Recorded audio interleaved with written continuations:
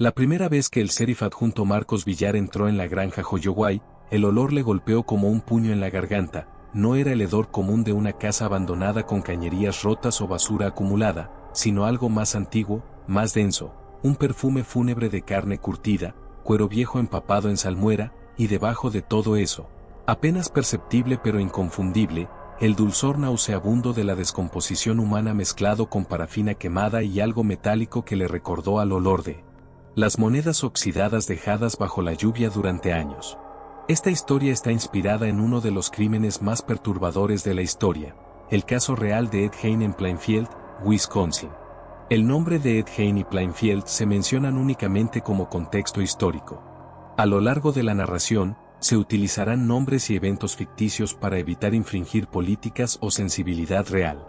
La tarde del 12 de noviembre de 1957, en el pequeño pueblo rural de Asgrove, condado de Bauçara, estado de Wisconsin, una mujer llamada Venice Borden desapareció de su ferretería en Main Street sin dejar rastro visible. Salvo un charco irregular de sangre junto al mostrador y un recibo de venta a medio escribir con tinta azul que se había corrido ligeramente por la humedad, el nombre del cliente apenas legible pero suficiente para los investigadores, Holloway.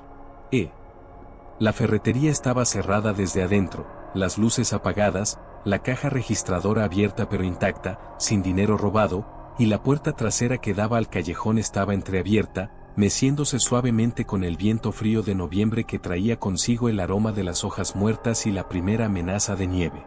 Venice tenía 58 años, era viuda, madre de un hijo adulto que trabajaba como subcomisario en el departamento del sheriff del condado, y llevaba la ferretería desde la muerte de su esposo hacía ya 10 años. Era una mujer conocida en el pueblo, respetada, de pocas palabras pero amable con los clientes, siempre dispuesta a dar crédito a las familias que pasaban por tiempos difíciles durante las cosechas escasas, y su desaparición sacudió a Asgrove con una fuerza que el pueblo no había experimentado en décadas, quizás nunca. Frank Borden, su hijo, fue quien dio la alarma esa misma tarde al encontrar la tienda cerrada cuando su madre siempre abría hasta las 6, y al entrar con su llave de emergencia se encontró con la escena que le heló la sangre, el charco oscuro, el silencio absoluto, el recibo con el nombre Holloway. Edward Holloway vivía solo en una granja a las afueras del pueblo, a unos 8 kilómetros por un camino de tierra que serpenteaba entre campos de maíz ya cosechados y bosques de robles desnudos que parecían esqueletos negros contra el cielo gris plomizo de finales de otoño. Todos en Asgrove conocían a Eddie Holloway, o al menos creían conocerlo. Era un hombre callado, de unos 51 años, delgado hasta parecer frágil, con ojos claros que nunca parecían enfocar del todo cuando hablaba contigo, como si estuviera mirando algo justo detrás de tu hombro, y tenía la costumbre de sonreír de manera extraña, una sonrisa que no llegaba a los ojos y que hacía que la gente se sintiera incómoda sin saber exactamente por qué. Había crecido en esa granja con su madre, Augusta Holloway, una mujer severa y profundamente religiosa que había muerto hacía unos años después de una larga enfermedad que la dejó postrada en cama durante meses, atendida únicamente por Eddie, quien se negó rotundamente a contratar enfermeras o permitir que nadie del pueblo entrara en la casa para ayudar. Después de la muerte de Augusta, Eddie se volvió aún más retraído, hacía trabajos ocasionales como manitas en el pueblo, reparaba cercas, ayudaba con las cosechas durante la temporada alta, pero pasaba la mayor parte del tiempo encerrado en su granja, y los vecinos más cercanos, que vivían a casi 2 kilómetros de distancia, reportaban haber visto luces extrañas en las ventanas de la casa Holloway durante la noche, luces que parpadeaban y se movían de habitación en habitación como si alguien caminara con una vela, aunque Eddie no tenía electricidad confiable y se rumoreaba que usaba lámparas de queroseno y velas para iluminarse después del anochecer. Cuando el sheriff Harlan Schley y sus adjuntos, incluido Marcos Villar, llegaron a la granja Holloway esa noche del 12 de noviembre, ya eran cerca de las 9 y la oscuridad era completa salvo por las linternas de los oficiales y los faros de las patrullas que iluminaban la fachada de la casa. Una estructura de 2 pisos con el revestimiento de madera pintado de blanco hacía décadas pero ahora gris y descascarado, con las contraventanas colgando torcidas, el porche delantero hundido en un extremo, y una sensación general de abandono y decadencia que hacía que la casa pareciera más vieja de lo que realmente era, como si el tiempo se hubiera detenido allí o, peor aún, como si el tiempo hubiera acelerado su trabajo de destrucción en ese lugar específico mientras el resto del mundo seguía su curso normal.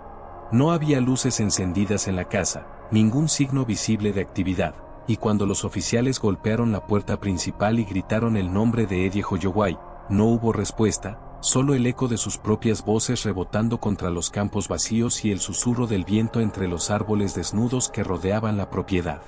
El sheriff Schley, un hombre corpulento de 60 años con bigote gris y una voz grave que normalmente inspiraba confianza, dio la orden de entrar, y Marcos Villar fue el primero en cruzar el umbral con su linterna en alto y su revólver desenfundado en la otra mano. Sintiendo como su corazón latía con fuerza en su pecho y como cada instinto en su cuerpo le gritaba que diera media vuelta y saliera corriendo de ese lugar, pero siguió adelante porque era su deber y porque Venice Borden estaba desaparecida y cada minuto contaba. El interior de la casa Holloway era un laberinto oscuro de habitaciones pequeñas y pasillos estrechos, las paredes cubiertas de papel tapiz descolorido con patrones florales que se habían vuelto fantasmales bajo la luz de las linternas, y por todas partes había un desorden increíble, muebles viejos apilados unos sobre otros, cajas de cartón llenas de periódicos amarillentos y revistas antiguas, latas de conserva vacías, herramientas oxidadas, ropa amontonada en las esquinas, y un polvo espeso que flotaba en el aire cada vez que alguien se movía, haciéndolos toser.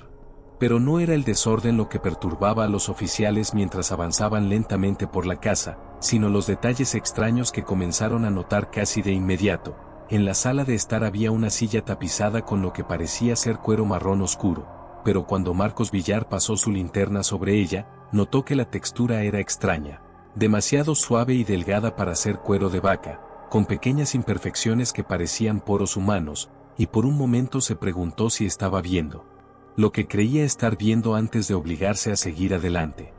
En la cocina, iluminada apenas por la luz de la luna que entraba por una ventana rota, encontraron tazones y cuencos hechos de algo que brillaba débilmente bajo la luz de las linternas, y cuando el sheriff Schley levantó uno para examinarlo, el peso era extraño, demasiado ligero, y la superficie interior tenía un brillo nacarado que no era natural para la cerámica, y lo dejó caer con un ruido sordo sobre la mesa al darse cuenta de lo que estaba sosteniendo, sintiendo como la bilis subía por su garganta. Las paredes de la cocina estaban decoradas con máscaras, al principio parecían máscaras ordinarias, tal vez artesanales o compradas en alguna tienda de curiosidades, pero al acercarse se revelaba la verdad horrible, las costuras toscas donde habían sido unidas, los rasgos faciales conservados con una precisión escalofriante, los párpados cosidos, las bocas abiertas en muecas silenciosas, y Marcos Villar tuvo que salir de la cocina apresuradamente para vomitar en el porche trasero, sus manos temblando mientras se apoyaba contra la barandilla podrida y trataba de procesar lo que estaba viendo. La búsqueda de la casa continuó durante horas, cada nueva habitación revelando horrores adicionales que desafiaban la comprensión. En el segundo piso, en lo que claramente había sido la habitación de Augusta Holloway, la cama estaba perfectamente hecha con sábanas blancas inmaculadas que contrastaban grotescamente con el resto de la casa en ruinas, y sobre la cama había un vestido cuidadosamente dispuesto, relleno con algo para darle forma humana, y cuando uno de los oficiales lo tocó, el relleno se movió de manera extraña, revelando no paja o tela sino algo más orgánico, más perturbador, y el oficial retrocedió con un grito ahogado. En el armario de esa misma habitación encontraron más vestidos, todos de mujer, todos de tallas y estilos que correspondían a la década de los años 20 y 30, la época en que Augusta habría sido joven, y algunos de estos vestidos también estaban rellenos, colgados en fila como maniquíes macabros en una tienda de época. Y el olor en ese armario era particularmente fuerte, una mezcla de naftalina, perfume rancio, y ese dulzor de descomposición que ahora impregnaba toda la casa. Pero fue en el cobertizo trasero, una estructura separada de la casa principal que se usaba aparentemente como almacén y taller, donde encontraron a Venice Borden. Su cuerpo estaba suspendido del techo por los tobillos, cabeza abajo, vestida únicamente con su ropa interior, y había sido tratada como un animal en un matadero. Abierta del esternón a la pelvis con una precisión que sugería familiaridad con la anatomía y las técnicas de carnicería, y aunque los oficiales habían sido advertidos por el olor y los indicios en la casa sobre lo que podrían encontrar, nada los había preparado realmente para enfrentar esa escena, la realidad brutal de un ser humano reducido a carne procesada, y varios de ellos tuvieron que salir del cobertizo para respirar aire fresco y recomponerse antes de poder continuar con su trabajo. Eddie Holloway fue arrestado esa misma noche. Lo encontraron en el pueblo, en la casa de un vecino donde había ido a cenar, comportándose con normalidad, incluso afable, como si no tuviera ninguna preocupación en el mundo, y cuando los oficiales lo esposaron y lo llevaron a la patrulla, no opuso resistencia. Simplemente sonrió esa sonrisa extraña suya y preguntó si alguien podría alimentar a sus pollos en la granja mientras él estuviera fuera. Durante el interrogatorio inicial en la comisaría del condado, Eddie negó cualquier conocimiento del paradero de Venice Borden, insistió en que había estado en su granja todo el día haciendo reparaciones, y cuando le mostraron el recibo de venta con su nombre, se encogió de hombros y dijo que tal vez había pasado por la ferretería temprano en la mañana pero no recordaba haber comprado nada. Su memoria era terrible últimamente, y mantuvo esa actitud de desconexión tranquila incluso cuando los interrogadores le informaron que habían registrado su propiedad y encontrado evidencia de crímenes graves, momento en el cual Eddie simplemente parpadeó lentamente y preguntó si podría tener un vaso de agua porque tenía la garganta seca.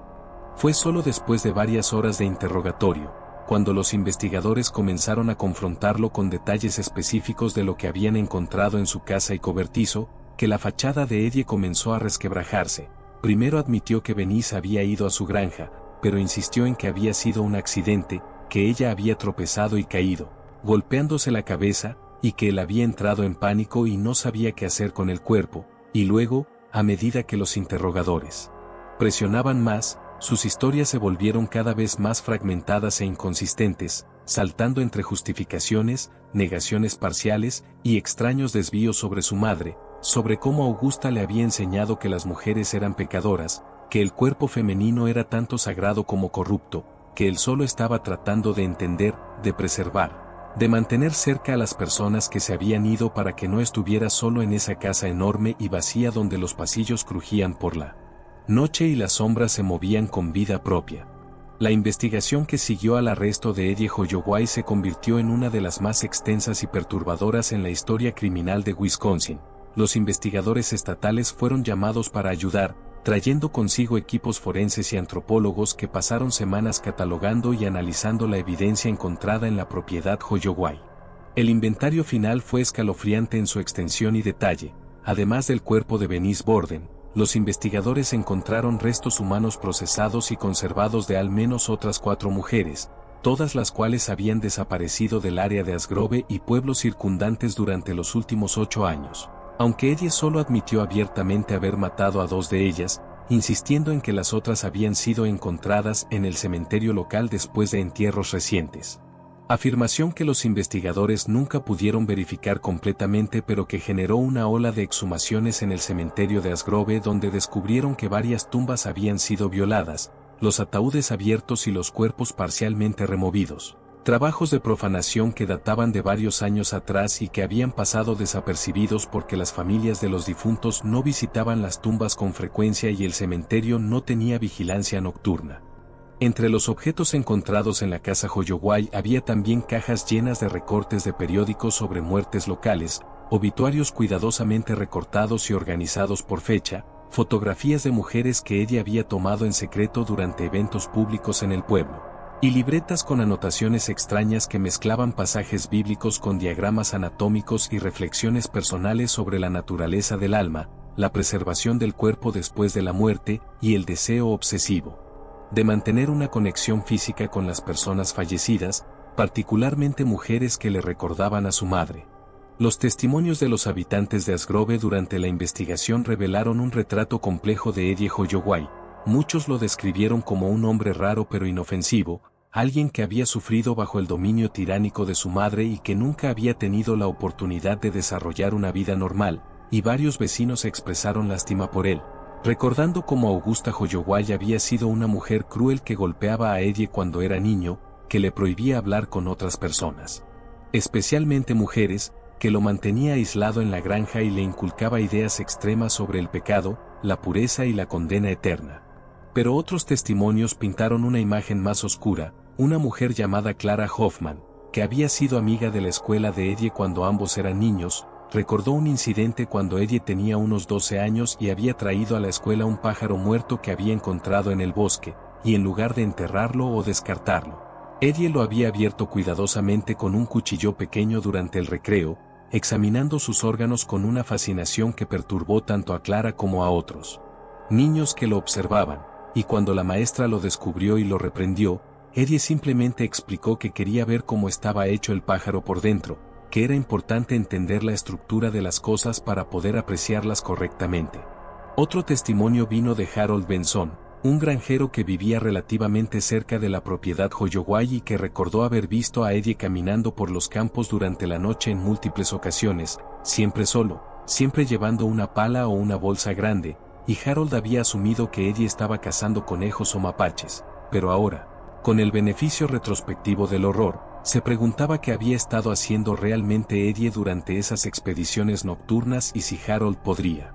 haberlo detenido si hubiera prestado más atención, si hubiera sido menos indiferente, si hubiera confiado en sus instintos que le decían que algo no estaba bien con ese hombre solitario que vagaba por la oscuridad. La evaluación psiquiátrica de Eddie Holloway, realizada por el Dr. Wilhelm Schrader, un psiquiatra forense del Hospital Estatal de Mendota en Madison, concluyó que Eddie era legalmente demente en el momento de los crímenes. El informe detallaba una psicosis profunda caracterizada por confusión de identidad, incapacidad para distinguir entre los vivos y los muertos, y una fijación patológica con su madre fallecida que había distorsionado completamente su percepción de la realidad. Eddie, según el Dr. Schrader, creía genuinamente que podía mantener a su madre viva de cierta manera preservando aspectos físicos de mujeres que se le parecían, y esta creencia se había extendido eventualmente a otras mujeres del pueblo que Eddie conocía o admiraba, transformándolas en su mente en extensiones de Augusta, en compañía permanente contra la soledad aplastante de la granja vacía. El informe también notaba que Eddie había desarrollado lo que el psiquiatra llamaba rituales de transformación. Había evidencia de que Eddie se vestía con ropas hechas de piel humana preservada, creando lo que él llamaba su traje de mujer, y que pasaba horas durante la noche caminando por las habitaciones de la casa vestido de esta manera, hablando con los objetos que había creado como si fueran personas reales, viviendo en una realidad alternativa donde su madre nunca había muerto y donde él no estaba solo, y estos episodios de disociación eran tan completos que Eddie genuinamente no recordaba muchos detalles de sus acciones, experimentando largos periodos de amnesia durante los cuales su mente consciente se retiraba y dejaba que algo más oscuro y primitivo, tomara el control. El juicio de Eddie Holloway nunca llegó a celebrarse en el sentido tradicional, basándose en la evaluación psiquiátrica y en el testimonio de múltiples expertos. El juez determinó que Eddie era incompetente para enfrentar juicio y ordenó su internamiento indefinido en el Hospital Central del Estado en Baupun, una institución psiquiátrica de máxima seguridad donde Eddie pasaría el resto de su vida en aislamiento relativo, atendido por personal médico pero separado de la población general de pacientes debido a la naturaleza extrema de sus crímenes y el riesgo potencial que representaba. Durante sus años en Baupun, Eddie raramente hablaba con nadie, pasaba la mayor parte del tiempo sentado en su celda mirando fijamente la pared, y en las pocas ocasiones en que los psiquiatras lograban entablar conversación con él, Eddie insistía en que no recordaba haber hecho nada malo, que simplemente había estado tratando de no estar solo, que la soledad en la granja después de la muerte de su madre había sido insoportable, como estar enterrado vivo en un ataúd de silencio donde cada día se extendía interminablemente sin propósito ni compañía humana, y que cualquier cosa que hubiera hecho había sido en un intento desesperado de llenar ese vacío, de crear una familia artificial que pudiera reemplazar la que había perdido. Pero la historia de Eddie Holloway y la granja maldita de Asgrove no terminó con su internamiento. En los meses y años que siguieron a su arresto, comenzaron a surgir rumores extraños en el pueblo, historias susurradas en voz baja en la cafetería local, en los pasillos de la iglesia después del servicio dominical, en las reuniones del ayuntamiento donde la gente se congregaba para discutir el futuro de la propiedad Holloway que ahora estaba abandonada y sellada por orden judicial.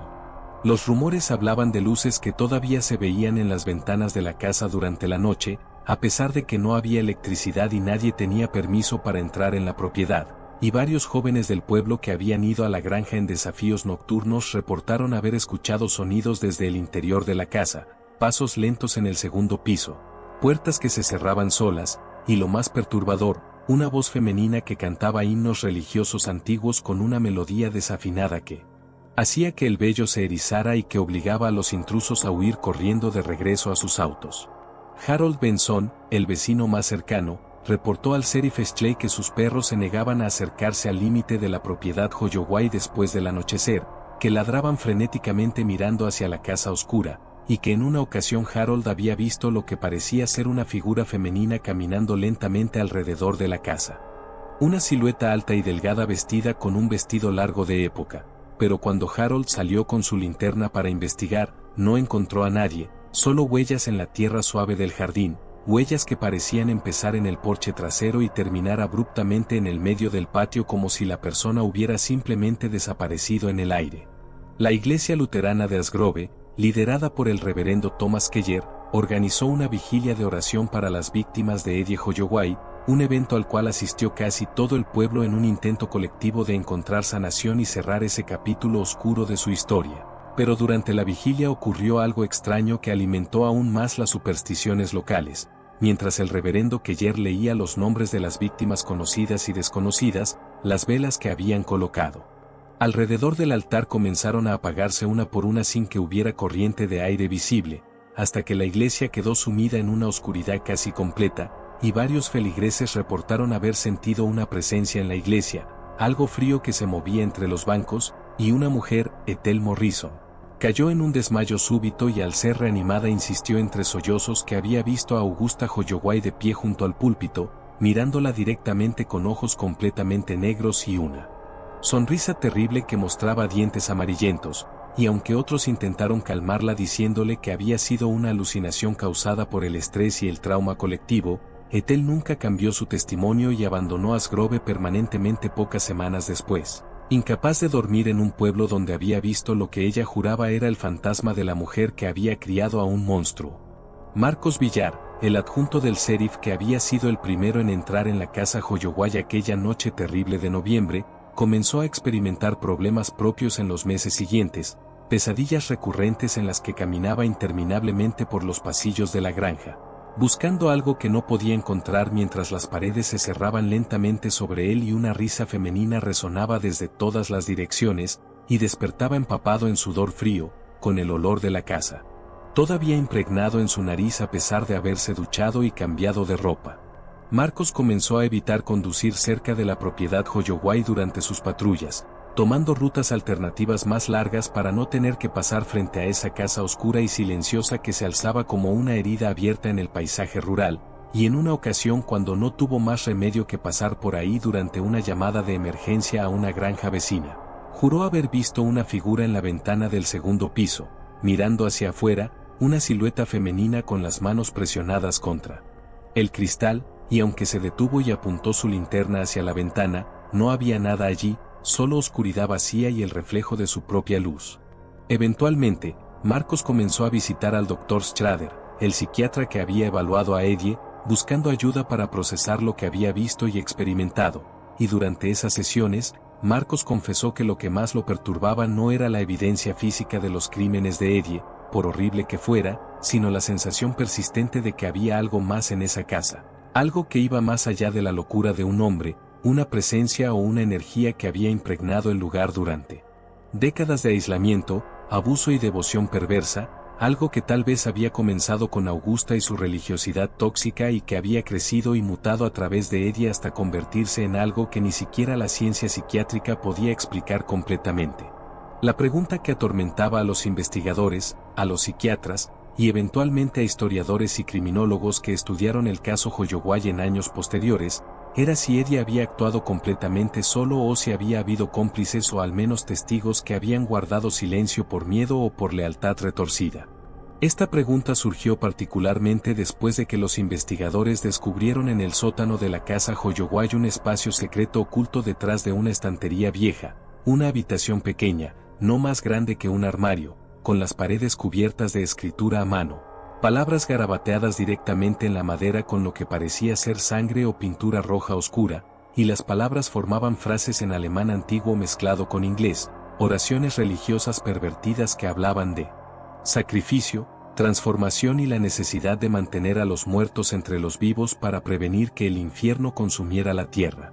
Los expertos en escritura determinaron que había al menos 2 caligrafías diferentes en esas paredes. Una era claramente la de Edie, con su escritura infantil e irregular, pero la otra era más controlada, más elegante, posiblemente la de Augusta, sugiriendo que ella había conocido y quizás incluso había utilizado ese espacio secreto antes de su muerte. Y esto planteaba preguntas perturbadoras sobre qué había ocurrido realmente en la granja Holloway durante las décadas en que Augusta vivió allí. ¿Qué rituales o prácticas había llevado a cabo en secreto? Y hasta qué punto Edie había sido víctima de su madre antes de convertirse en victimario de otros. Un testimonio particularmente inquietante vino de Martha Hain, sin relación con Edie a pesar del apellido similar, una anciana de 83 años que había vivido en Asgrove toda su vida y que recordaba a Augusta Holloway de cuando ambas eran jóvenes. Martha describió a Augusta como una mujer poseída por demonios, no en sentido figurado sino literal, y contó cómo Augusta había sido expulsada de la iglesia metodista local en 1920 por interrumpir repetidamente los servicios con gritos en lenguas y profecías apocalípticas, y cómo después de eso Augusta había comenzado a llevar a cabo sus propios servicios religiosos en la granja, servicios privados a los que supuestamente invitaba a vecinos electos pero de los cuales nunca se supo mucho porque quienes asistían se negaban a hablar sobre lo que ocurría allí. Martha recordaba haber sido invitada una vez cuando tenía 17 años, y aunque había rechazado la invitación por instinto, Augusta la había mirado con una intensidad terrible y le había dicho que algún día entendería que el cuerpo era solo un recipiente temporal y que la verdadera vida estaba en la preservación de la forma contra el olvido. Palabras que en su momento Martha no entendió pero que ahora, a la luz de los crímenes de Edie, resonaban con un significado horriblemente claro. Martha también mencionó que la granja Holloway había sido construida sobre un terreno que los habitantes nativos de la región, antes de ser expulsados en el siglo XIX, consideraban maldito, un lugar donde la tierra misma estaba enferma y donde no crecían cultivos correctamente. Y aunque Martha se apresuraba a aclarar que ella no creía necesariamente en esas supersticiones, era innegable que la granja había sido escenario de una tragedia tras otra. El padre de Edie había muerto en un accidente de tractor cuando Edie tenía solo 8 años, su hermano mayor había fallecido en un incendio misterioso en el granero cuando Edie tenía 15, y luego estaba la larga enfermedad de Augusta que la había consumido lentamente durante años. Una enfermedad que los médicos nunca lograron diagnosticar completamente pero que la dejó paralizada y dependiente de Edie para todo. La decisión sobre qué hacer con la propiedad Holloway dividió al pueblo de Asgrove. Algunos argumentaban que la casa debía ser demolida inmediatamente, quemada hasta los cimientos y el terreno consagrado por un sacerdote, mientras que otros, sorprendentemente, sentían que la casa debía ser preservada como evidencia histórica del crimen, como un recordatorio sombrío de lo que puede suceder cuando el aislamiento, el abuso y la enfermedad mental se combinan sin intervención. El debate se prolongó durante más de un año, con reuniones públicas acaloradas donde los ánimos se encendían y las acusaciones volaban. Algunos acusaban a quienes querían preservar la casa de ser morbosos o enfermos, mientras que los preservacionistas acusaban a los demolicionistas de querer enterrar la verdad y olvidar las lecciones que el caso Holloway podía enseñar sobre vigilancia comunitaria y salud mental. Eventualmente, en el verano de 1959, un incendio misterioso resolvió el debate. La casa Holloway ardió hasta quedar reducida a cenizas en una sola noche, el fuego tan intenso que consumió completamente la estructura de madera en cuestión de horas a pesar de que los bomberos voluntarios de Asgrove respondieron rápidamente. La investigación del incendio nunca determinó conclusivamente su origen, aunque se sospechaba de incendio provocado debido a evidencia de múltiples puntos de ignición, pero no se presentaron cargos contra nadie y el caso quedó oficialmente sin resolver, aunque en el pueblo circulaban teorías sobre quién podría haber iniciado el fuego. Algunos culpaban a Frank Borden, el hijo de Venice, buscando venganza y cierre, mientras que otros susurraban sobre un grupo de ciudadanos preocupados que habían tomado la justicia en sus propias manos, y unos pocos, los más supersticiosos, sugerían que la casa se había quemado sola, que algo dentro de ella había decidido autodestruirse porque su propósito oscuro había sido finalmente expuesto a la luz. Después del incendio, solo quedó el cobertizo donde se había encontrado el cuerpo de Venice Borden. La estructura de metal y madera había sobrevivido al fuego que consumió la casa principal, y permaneció en pie durante varios años más, deteriorándose lentamente bajo los elementos, hasta que finalmente el condado ordenó su demolición en 1962. Pero incluso después de que todas las estructuras fueron eliminadas y el terreno quedó vacío salvo por los cimientos ennegrecidos y algunos árboles frutales retorcidos que Augusta había plantado décadas atrás, la tierra misma parecía retener algo de la atmósfera opresiva que había caracterizado la granja Holloway. Ningún comprador se interesó jamás en el terreno a pesar de que se ofreció a precio de subasta, y eventualmente el condado simplemente dejó de intentar venderlo, permitiendo que la naturaleza reclamara el espacio, que los arbustos y la maleza crecieran libremente sobre los cimientos y que el bosque circundante avanzara lentamente, borrando gradualmente las marcas de ocupación humana. Los cazadores locales evitaban esa área, reportando que los ciervos y otros animales también parecían mantenerse alejados, y los pocos que se aventuraban allí por curiosidad o desafío invariablemente reportaban sentirse profundamente incómodos, experimentando náuseas, dolores de cabeza, y la sensación abrumadora de ser observados por algo invisible pero innegablemente presente. El Dr. Schrader continuó visitando a Eddie Holloway en el Hospital Central del Estado durante años, intentando entender más profundamente la psicología detrás de los crímenes, y durante una de estas visitas en 1964, Eddie hizo una declaración que perturbó profundamente al psiquiatra. Le dijo que Augusta venía a visitarlo por las noches en su celda, que se sentaba en la esquina y le hablaba con su voz severa y tranquila, recordándole que su trabajo no estaba terminado, que las mujeres del pueblo todavía necesitaban ser salvadas del pecado y preservadas correctamente, y que pronto encontraría una manera de continuar lo que había comenzado incluso desde dentro del hospital. El Dr. Schrader documentó esta conversación como evidencia de alucinaciones persistentes y psicosis continua, pero también notó, aunque solo en sus notas privadas que nunca publicó oficialmente, que Eddie describía detalles sobre Augusta, la forma exacta de sus manos cuando las doblaba en oración, el patrón específico de las venas en su cuello, el sonido distintivo de su respiración cuando estaba enojada, con una precisión y una intensidad emocional que iban más allá de la simple memoria, como si estuviera describiendo algo que estaba observando en ese mismo momento en lugar de recordando del pasado. En 1968, Eddie sufrió un colapso mental severo que lo dejó catatónico durante varias semanas, y cuando finalmente emergió de ese estado, había cambiado, ya no hablaba sobre su madre, ya no mencionaba a las mujeres del pueblo, y en cambio pasaba horas dibujando patrones geométricos complejos en cualquier superficie disponible. Diseños que los psiquiatras no lograban interpretar pero que seguían una lógica interna coherente, como si Eddie estuviera tratando de mapear algo invisible, de darle forma visual a conceptos que no podían expresarse en palabras. En 1973, Eddie Holloway murió en el hospital de un ataque cardíaco masivo, solo en su celda durante la noche, y su cuerpo fue descubierto la mañana siguiente por un celador que notó que Eddie no había tocado su desayuno.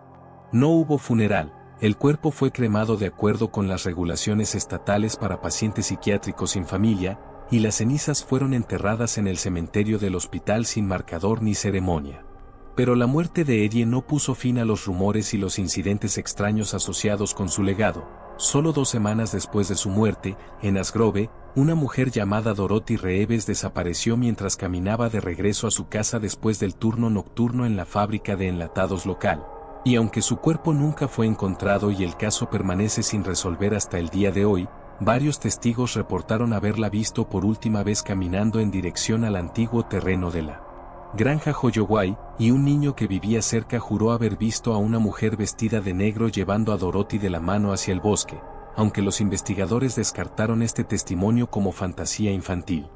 En 1985, un equipo de estudiantes universitarios de antropología de la Universidad de Wisconsin en Madison visitó Asgrove como parte de un proyecto sobre crímenes históricos y la memoria comunitaria, y durante su investigación, varios miembros del equipo visitaron el sitio de la antigua granja Holloway para tomar fotografías y grabar audio ambiental. Cuando revelaron las fotografías, varias de ellas mostraban anomalías extrañas, manchas de luz que no correspondían a ninguna fuente identificable, y en una imagen particularmente perturbadora, lo que parecía ser una figura humana de pie entre los árboles en el fondo, aunque todos los miembros del equipo insistían en que no había nadie más en el sitio cuando se tomó la foto.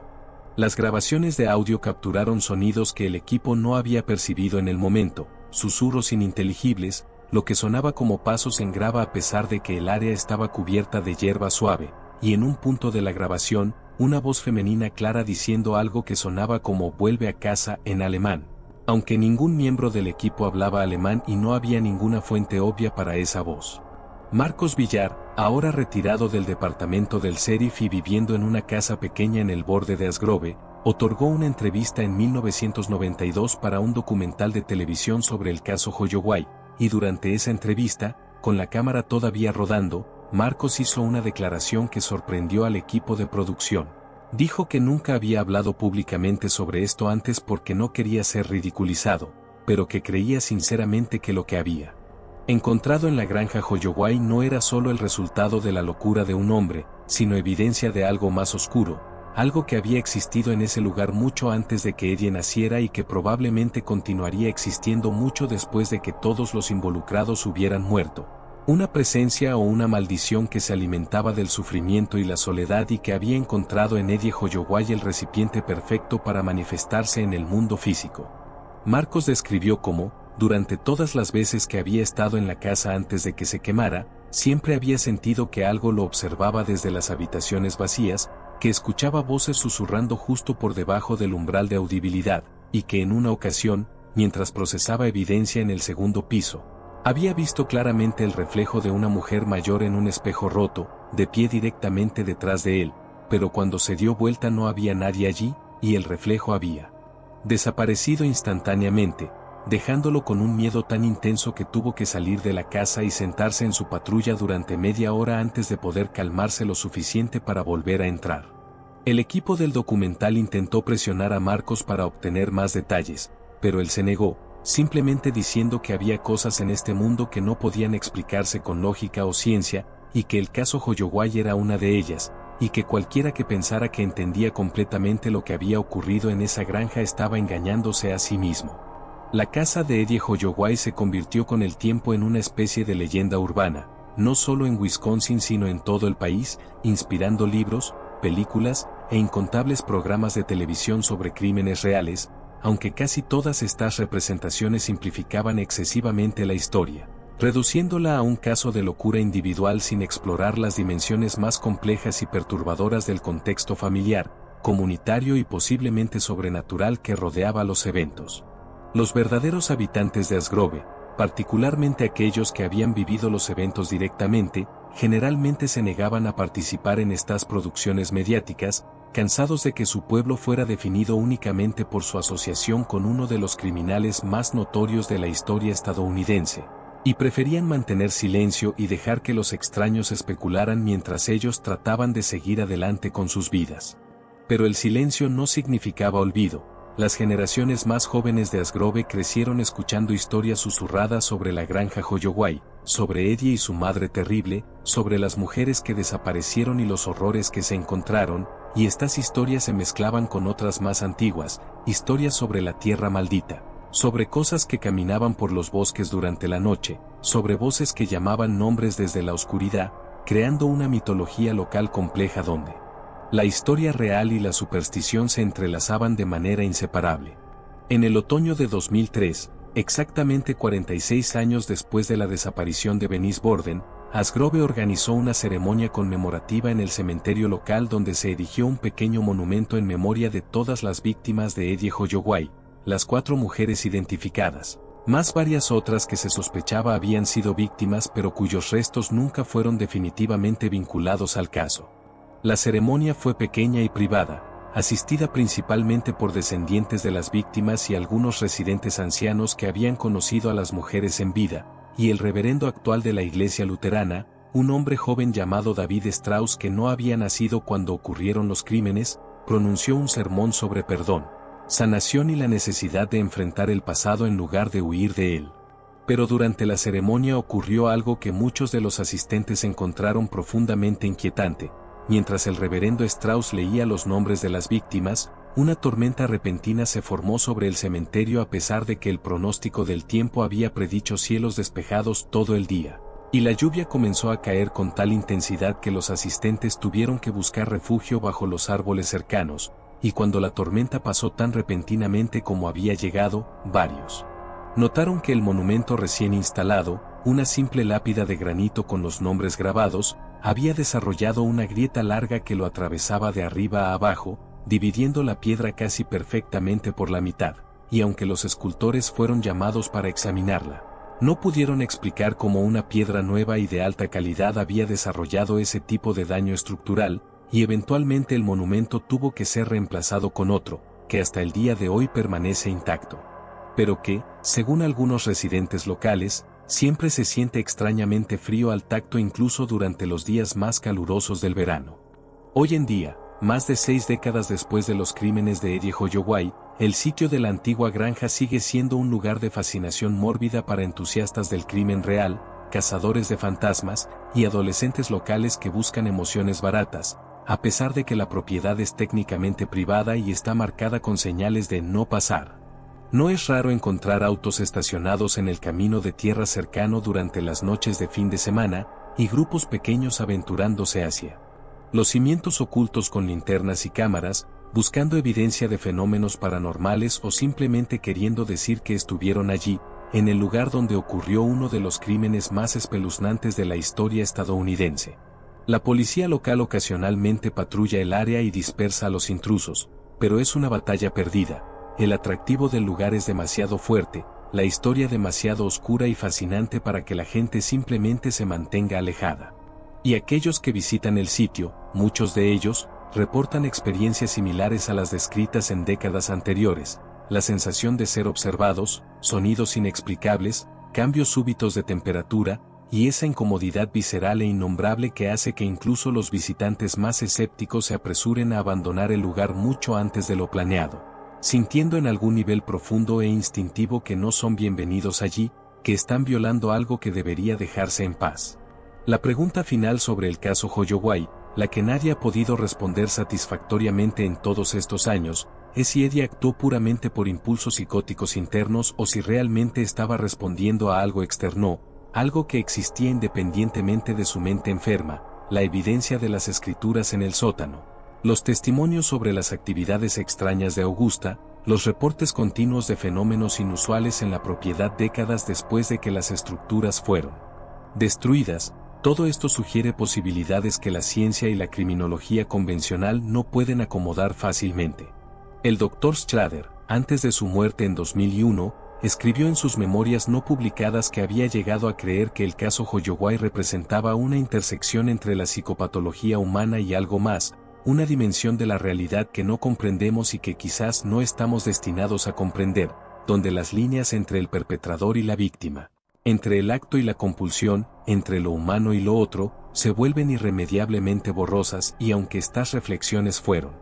descartadas por algunos colegas como el delirio de un anciano que había pasado demasiado tiempo contemplando lo peor de la naturaleza humana, otros las tomaron más en serio, reconociendo que en los márgenes más oscuros de la experiencia criminal, donde el aislamiento extremo se encuentra con el trauma profundo y la enfermedad mental severa, pueden emerger cosas que desafían nuestras categorías ordenadas y nuestras explicaciones reconfortantes. La última persona conocida en ver a Eddie Holloway antes de su muerte, aparte del personal del hospital, fue una enfermera llamada Patricia Lundgren que trabajaba en el turno nocturno y que había desarrollado, a pesar de sí misma, algo parecido a la compasión por el hombre viejo y frágil en el que Eddie se había convertido. Eddie en sus últimos años era casi irreconocible del hombre que había sido arrestado en 1957, la edad y la enfermedad mental lo habían consumido, hasta dejarlo reducido a poco más que un esqueleto con piel, y pasaba sus días en silencio casi total, y Patricia a veces se sentaba con él durante sus rondas, leyéndole pasajes de la Biblia porque había leído en su archivo que Augusta había sido profundamente religiosa y pensó que podría darle algún consuelo. En la noche antes de su muerte, según Patricia recordó más tarde en una entrevista para un investigador privado, Eddie había hablado más de lo que había hablado en años. Le dijo que podía ver a todas las mujeres de la granja, que estaban de pie alrededor de su cama mirándolo, esperando algo, y que Augusta también estaba allí, en la esquina como siempre. Pero esta vez no estaba enojada sino triste, tan profundamente triste que Eddie casi no podía soportar mirarla, y que le había dicho que era hora de irse, que su trabajo estaba terminado pero que el lugar permanecería, que la granja siempre estaría allí en algún sentido fundamental incluso si las estructuras físicas habían sido destruidas, porque algunos lugares absorben tanto sufrimiento que se vuelven permanentes en el paisaje espiritual del mundo, cicatrices que nunca sanan completamente. Y Patricia había intentado calmarlo, diciéndole que solo eran sueños, efectos de la medicación o recuerdos distorsionados, pero Eddie había sacudido la cabeza con esa certeza extraña que a veces mostraban los pacientes psiquiátricos cuando hablaban de sus delirios, y le había dicho que ella no entendía, que nadie que no hubiera vivido en esa casa podría entender realmente lo que era estar allí, en ese silencio aplastante donde las paredes parecían respirar y los pasillos se extendían más de lo que deberían y donde cada noche era una eternidad de soledad rota únicamente por las voces que susurraban desde las habitaciones vacías. Voces que tal vez eran solo su propia locura reflejada de vuelta hacia él o tal vez eran algo más antiguo, algo que había estado esperando en esa tierra durante mucho tiempo antes de que los Hoyoway llegaran y que simplemente había usado a Augusta y luego a Eddie como instrumentos para satisfacer hambre inexplicable de sufrimiento humano y conexión pervertida.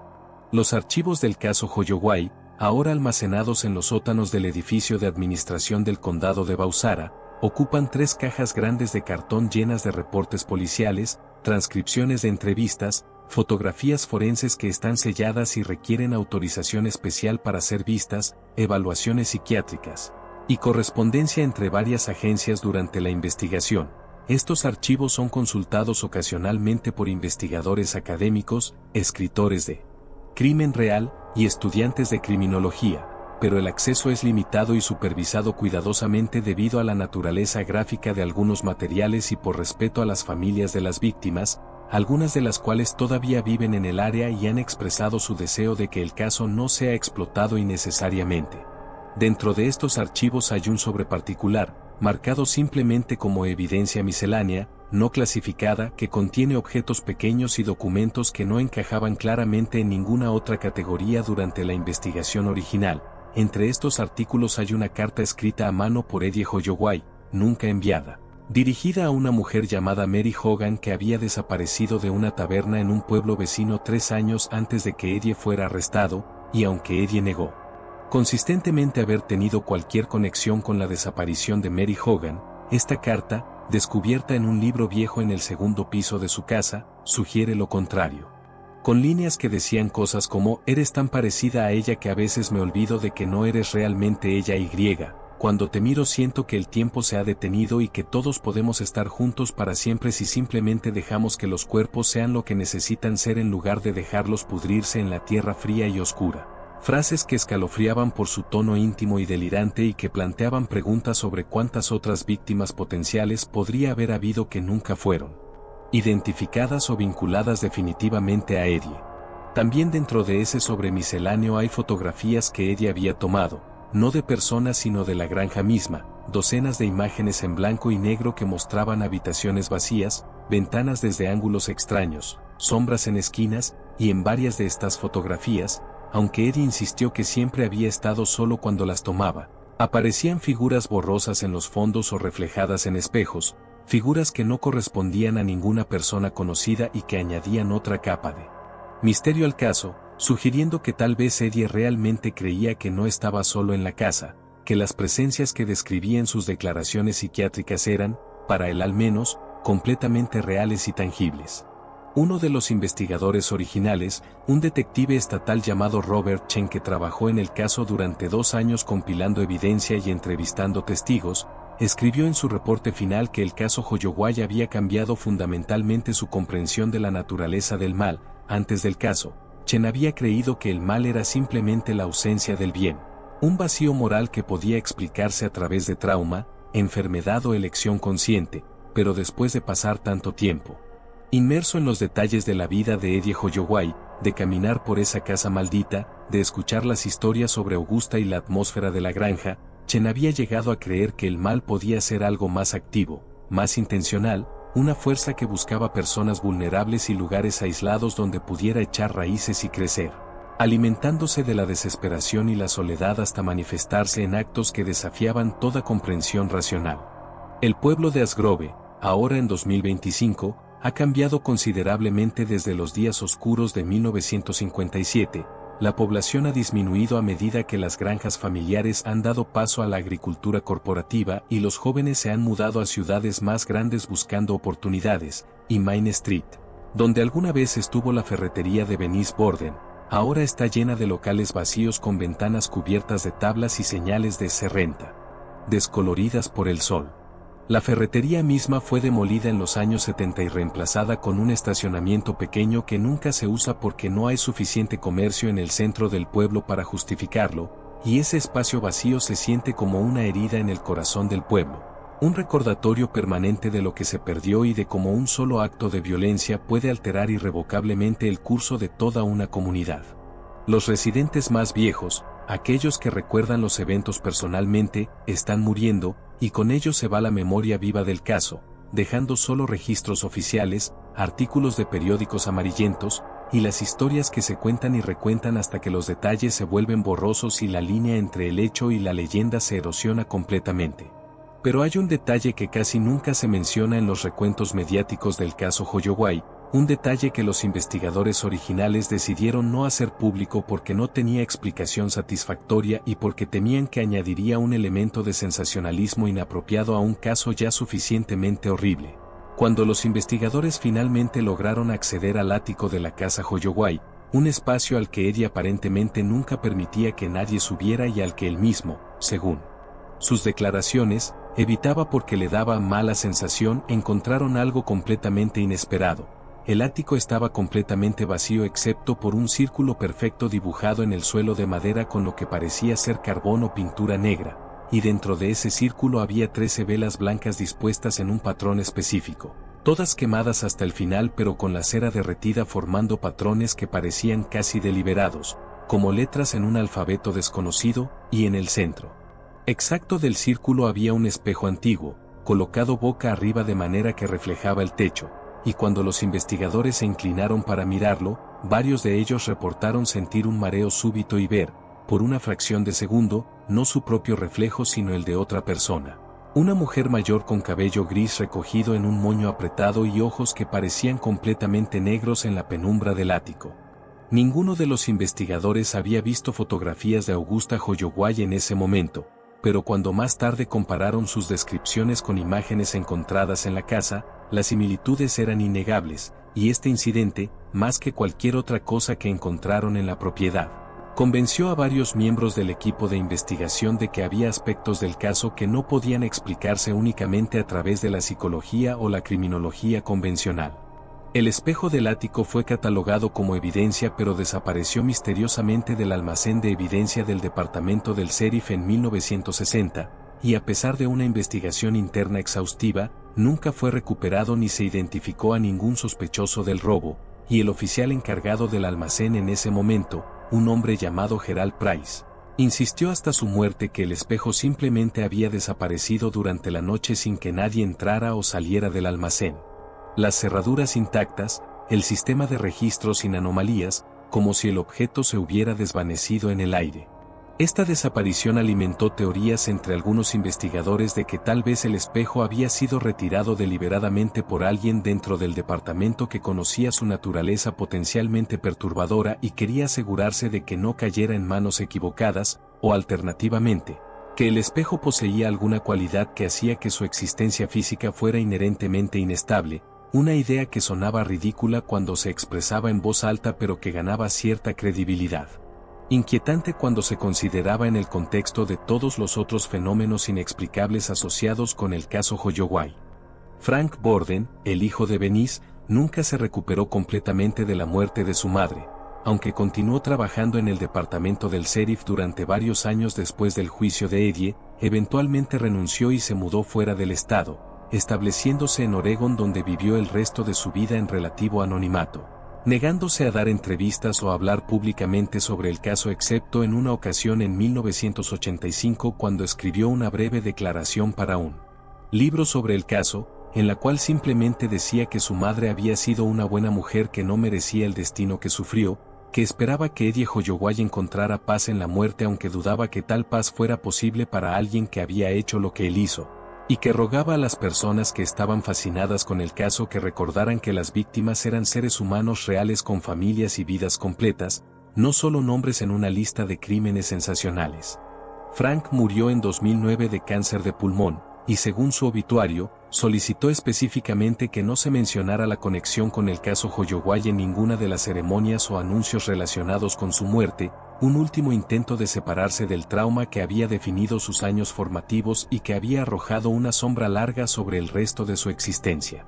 Las otras familias de las víctimas identificadas tuvieron experiencias similares, aunque la atención mediática inicial les trajo cierto grado de cierre al saber lo que había sucedido con sus seres queridos, también trajo consigo una invasión constante de privacidad, con periodistas, escritores y cineastas contactándolos repetidamente buscando entrevistas, detalles personales, fotografías, cualquier cosa que pudiera añadir color humano a sus narrativas sobre el caso.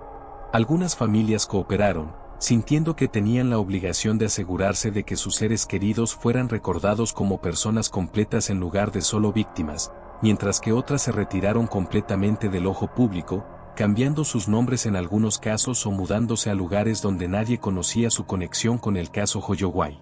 Una sobrina de una de las víctimas, una mujer llamada Sarah Dietrich, se convirtió en activista de los derechos de las víctimas, trabajando con legisladores para crear leyes más fuertes que protegieran la privacidad de las familias de víctimas de crímenes violentos y que limitaran la explotación comercial de tragedias reales. Y en sus discursos públicos a menudo mencionaba cómo el caso Holloway había consumido no solo las vidas de las víctimas directas sino también las vidas de sus familias.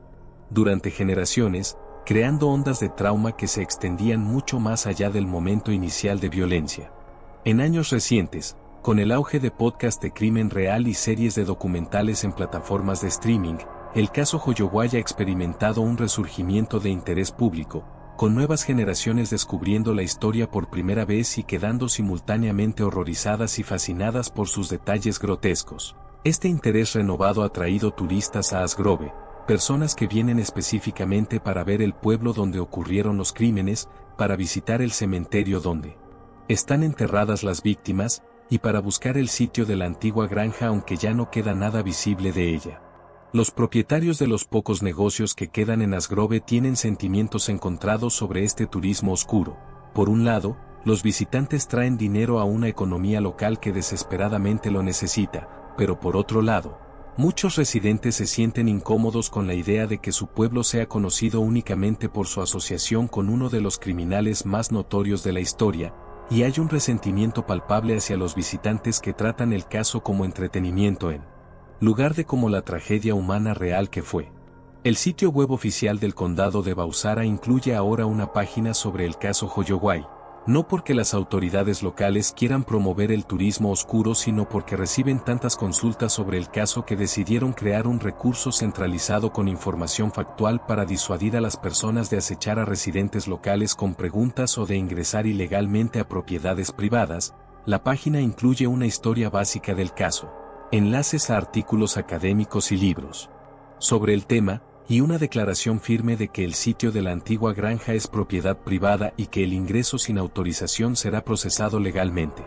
A pesar de estas advertencias, el departamento del sheriff local todavía responde regularmente a llamadas sobre intrusos en o cerca del sitio de la granja, y los oficiales que patrullan esa área han desarrollado una rutina familiar de encontrar autos estacionados ilegalmente, grupos pequeños con linternas y equipos de grabación, y ocasionalmente individuos solitarios que parecen estar en algún tipo de trance o estado meditativo, sentados en silencio entre los árboles cerca de los viejos cimientos, y cuando se les pregunta qué están haciendo, dan respuestas vagas sobre sentir la energía o conectar con los espíritus o simplemente dicen que no pueden explicar qué los atrajo allí, solo que sentían una compulsión inexplicable de venir a ese lugar específico.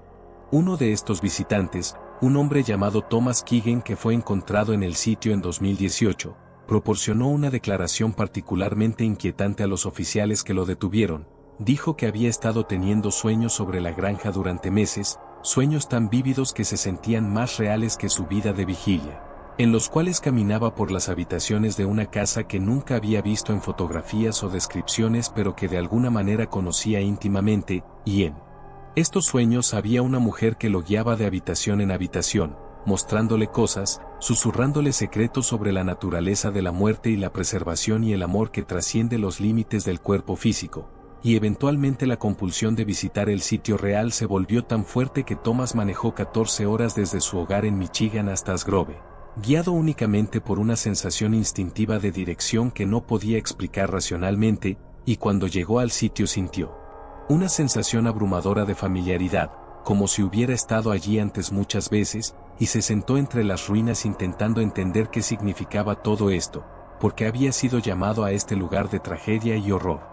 Los oficiales, preocupados por la estabilidad mental de Thomas, lo escoltaron fuera de la propiedad y le sugirieron que buscara ayuda profesional, pero Thomas desapareció inmediatamente después y no hay registro de que haya regresado a su hogar en Michigan, y su familia reportó su desaparición 2 semanas después. Y aunque los investigadores buscaron en el área de Asgrove incluyendo el sitio de la granja Holloway, no encontraron ningún rastro de él, y su caso permanece abierto como persona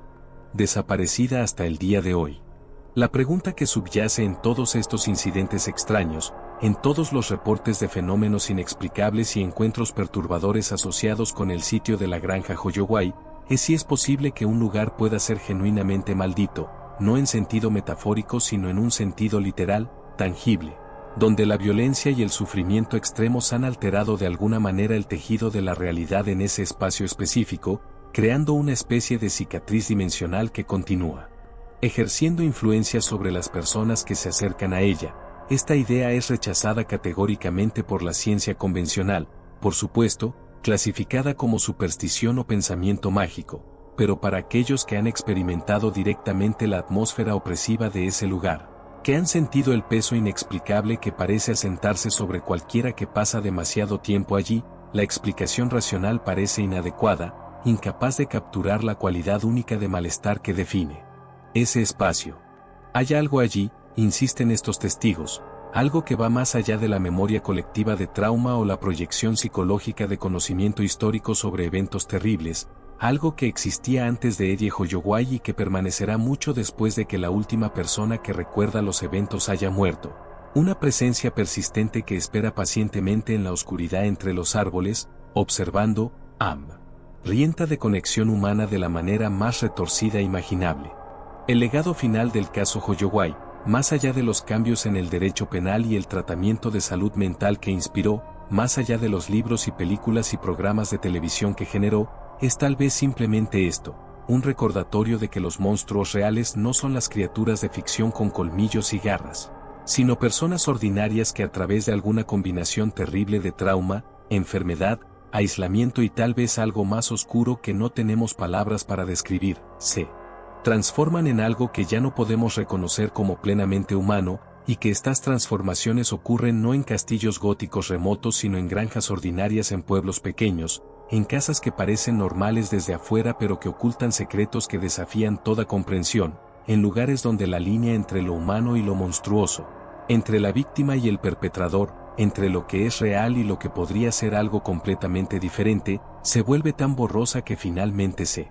disuelve por completo, dejándonos con preguntas que no pueden responderse y miedos que no pueden ser completamente nombrados o comprendidos, solo sentidos en ese escalofrío instintivo que recorre la columna vertebral cuando pasas frente a una casa oscura y vacía tarde en la noche y sientes, sin ninguna razón lógica, que algo detrás de esas ventanas negras te está mirando, esperando, reconociendo algo en ti que tú mismo no sabías que estaba allí. Y quizás lo más perturbador de todo es que nunca sabremos con certeza cuánta de la historia de Eddie Holloway fue resultado de su propia psicosis individual y cuánto fue influencia de algo externo, algo que existía en esa granja mucho antes de que él naciera, algo que su madre Augusta pudo haber contactado o invocado a través de sus rituales religiosos extremos, algo que encontró en Eddie el recipiente perfecto, la combinación ideal de vulnerabilidad psicológica y aislamiento físico que le permitió manifestarse completamente en el mundo físico durante esos años terribles entre la muerte de Augusta y el arresto de Eddie,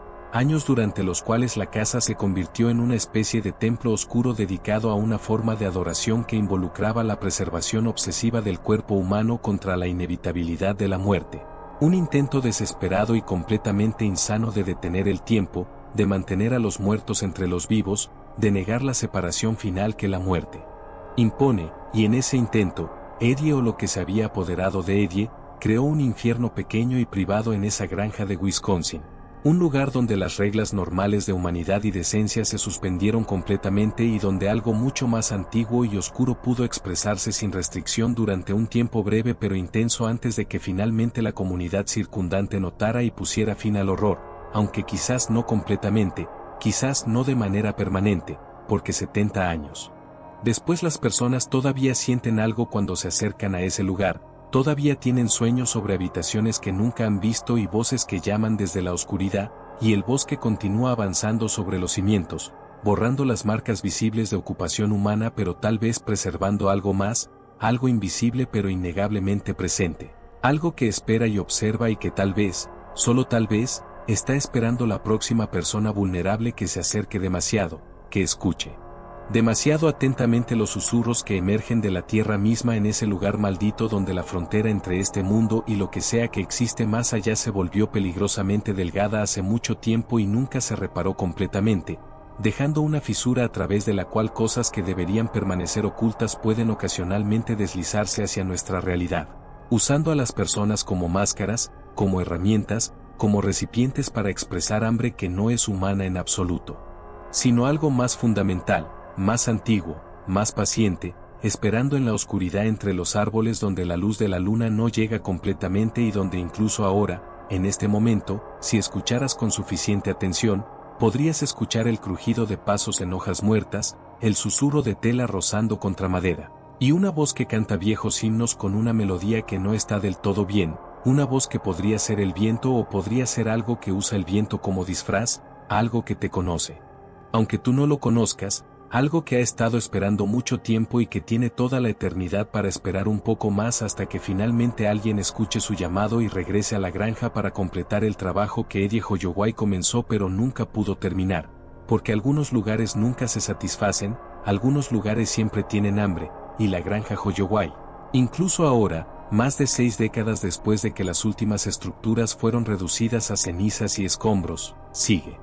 llamando a través de los años, a través de las generaciones, susurrando promesas de comprensión y conexión a aquellos que están lo suficientemente solos, lo suficientemente desesperados, lo suficientemente rotos como para escuchar y creer que tal vez, solo tal vez, el mensaje que están recibiendo es real y que valdría la pena responder. ¿Tú qué crees que pasó esa noche? Déjalo en los comentarios.